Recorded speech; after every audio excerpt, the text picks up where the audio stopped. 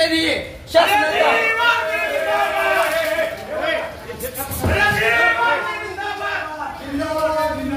प्रशासनाला कळलं पाहिजे की आमचा समाज कोणत्या परिस्थितीमध्ये राहत आहे, किती घाण पाण्यामध्ये प्रशासनाला कळलं पाहिजे। जिंदाबाद जिंदाबाद जिंदाबाद। अरे महापालिकेचं करायचं काय? अरे महापालिकेचं करायचं काय?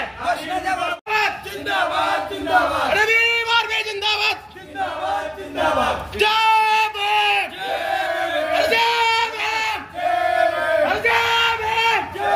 अरे महापालिकेचं करायचं काय?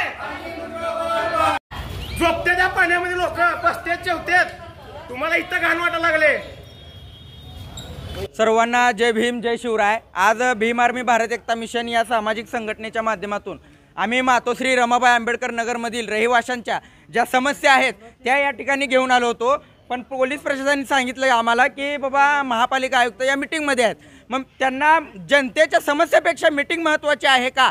गेली 4 वर्ष झालं मातोश्री रमाबाई आंबेडकर नगरमधील महिला, लहान मुलं साथीच्या आजाराने ग्रस्त आहेत, याकडे कोण लक्ष देणार? स्मार्ट सिटी म्हणून फक्त रंगभवन आहे का? VIP लोक जिथं उच्चवर्णीय म्हणून स्वतःला समजून घेतात अशा लोकांचे तुम्ही विकास करता आणि रमाबाई आंबेडकर नगर राहू द्या किंवा बौद्ध वस्ती राहू द्या किंवा मुस्लिम वस्ती राहू द्या, याकडे जाणून बुजून प्रशासनाचं दुर्लक्ष केलं जात आहे।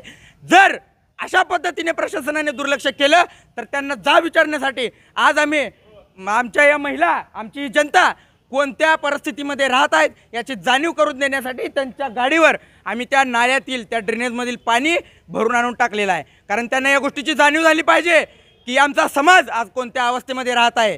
प्रशासनाचे हे दुर्लक्ष जर असंच राहिलं तर याहीपेक्षा तीव्र निदर्शने आम्ही करणार आहोत आणि येणाऱ्या 15 ऑगस्टला याहीपेक्षा उग्र आंदोलन भीम आर्मीच्या माध्यमातून संपूर्ण रमाबाई आंबेडकर नगरमधील महिलांना घेऊन आम्ही करणार आहोत।